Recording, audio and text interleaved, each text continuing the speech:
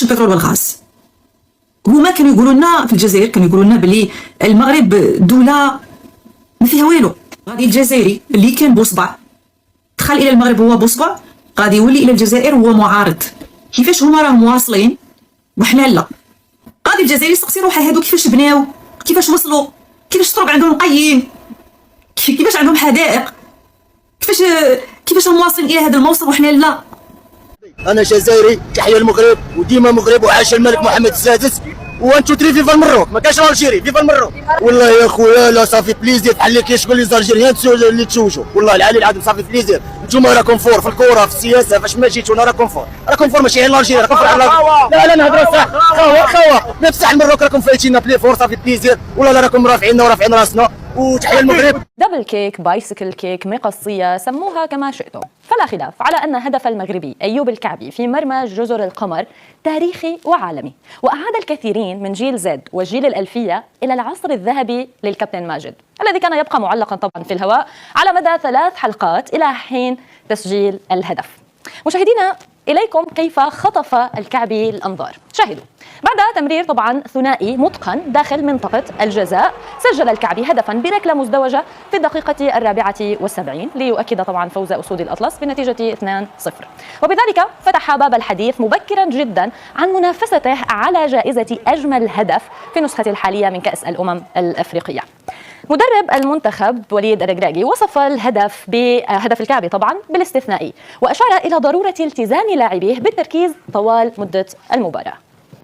Les Comoriens ont beaucoup couru en première mi-temps, beaucoup d'intensité, beaucoup d'énergie. On savait qu'en deuxième mi-temps, à un moment donné, ils allaient peut-être craquer.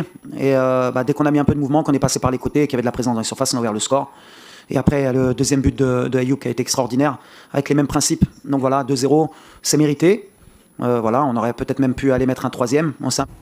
بالنسبة للاعبين فإن الفوز بأول مباراة وعلى أرضهم يعد دافعا للمضي قدما في المباريات القادمة. هذا جزء من مقابلاتهم التي نشرتها القناة المغربية الأولى.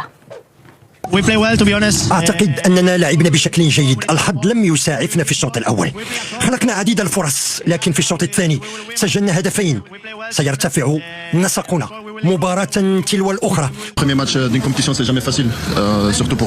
مباراة الافتتاح لا تكون سهلة، خصوصا لمنتخب البلد المنظم. الشوط الأول كان صعبا للغاية، لكن الشوط الثاني كان أفضل بكثير. الملعب كان رائعا والجماهير أروع.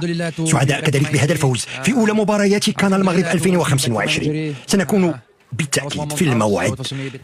مواقع التواصل المغربية تفاعلت كثيرا أيضا مع حضور ولي العهد المغربي الحسن بن محمد السادس، فقد ترأس الحسن حفل افتتاح النسخة 35 من كأس الأمم الأفريقية، ومن أرضية الملعب أعطى ضربة البداية للمباراة الافتتاحية. كما تداول المغردون لحظة احتفاله بهدف إبراهيم دياز هدف المغرب الأول، وتوسط الجلوس في هذه الصور بين رئيس جزر القمر غزالي عثماني ورئيس الفيفا جياني إنفانتينو.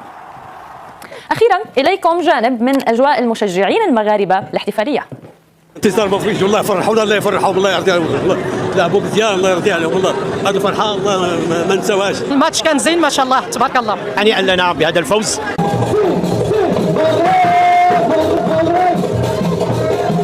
حديث على تنقل الفريق الوطني إلى المغرب، لكن قبل ما تعطيني تعليقك نعطيك لا فيرسيون اوفيسيال كما يقولوا. وين الفريق الوطني اليوم تنقل إلى مانيش عارف وين، نتابع. اليوم المنتخب الوطني يقلع نحو البلد المنظم لتنظيم هذه المنافسة. وفي كرة القدم غادرت بعثة المنتخب الوطني أرض الوطن على متن طائرة خاصة تأهبا للمشاركة في كأس أفريقيا 2025. إذن سي سليم، التلفزيون الرسمي بعنوان المنتخب الجزائري يغادر أرض الوطن، ولا ذكر للبلد الذي ستحدث فيه المباريات ولا البلد الذي حطت فيه الطائرة. تعليقك؟ شوف، تكون الحقيقة ساطعة كالشمس هكذا، ياك ما تقدرش تهرب منها كثير يعني. لكن المؤسف هو ما يقدمه التلفزيون الرسمي الجزائري وبأوامر من الرئاسة، لأنهم تابعين للرئاسة مباشرة، يعني الأوامر من عندهم. يا أخي مانيش فاهم يعني هذه الرداءة والانحطاط، قلة عقل أنه يقدموا في نشرات أخبار أنه هناك كأس إفريقيا، لكن أين مش موجودة الآن. وغادر الفريق إلى أين؟ يعني يتحاشون ذكر كلمة المغرب. هذه راهي سقطة كبيرة يعني يقولوا عنا احنا. وانا مانيش عارف، نعطيو لهم رساله نتاع عقل ايضا لجماعه الرئاسه اللي راهم مكلفين بهذه المهمه ويعطوا الاوامر الصارمه. نقول لهم يا جماعه حشموا شويه، هذه راه الجزائر، ما يجيوش يبهدلوا بينا بهذه الطريقه. يعني عملوها في الكاس العالم، عملوها، قلنا لهم انه يا اخي هذا لا يليق. لكن سليم، لا يليق. انت الفريق الوطني تنقل، يعني انت عندك جزائريين تنقلوا رايحين يلعبوا في المغرب في كاس افريقيا، فانت لما تستعمل هذا الخطاب الرسمي يعني شيء والله لو ماناش معنيين بالمنافسه. قال يعلقون بهكذا، قال مهابل من بكري، لكن الان نظن اصبح الامر اكثر يعني مفضوح. يعني مؤسف انا نقول لهم عقالوا لانه شوف كما قال الزميل بو طالب شبوب، يعني التصرفات من هذه ربما تنتظرها من مؤسسات خاصه. صحيح. ما تتحملش الدوله او الشعب المسؤوليه على ذلك. خلي المؤسسات الخاصه الاعلاميه في التناقر هذا بالعكس قال احنا اعلام حر بين خليه. اما الاعلام الرسمي ما تعودنا به، وشهاده لله يعني الاعلام الرسمي في الجزائر تعود على يعني التحفظ، يعني صحيح، والرزانه والرصانه، ما كانش يطيحوا في هذا الرداء هذا يعني انت مخضرم. انا كانت لي فرصه، انا ما دام ذكرت التلفزيون الرسمي لانه هذا مش امر بسيط، هذه واجهه البلد.